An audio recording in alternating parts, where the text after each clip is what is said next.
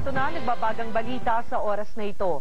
Dismayadong umalis na ng bansa ang wetting bag lady na si Sandra Cam. Ayon kay Cam, magtatrabaho muna siya sa Middle East dahil hindi umuusad ang investigasyon tungkol sa wetting payola. Git ni Cam, hindi siya binayaran ng kahit na sino para umalis na ng bansa. Dagdag pa niya, kahit ano ang mangyari, hindi niya babawiin ang kanyang pahayag na nagdala umano siya ng pera sa magtsuhing sina Congressman Iggy at Mikey Arroyo.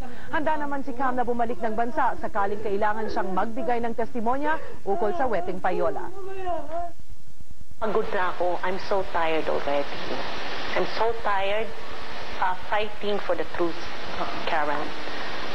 Pero hindi naman pwedeng isakripisyo ko ang mga anak ko. Gutom at hirap ang inabot ko. At narito ang mga balitang dapat tutukan sa TV Patrol World.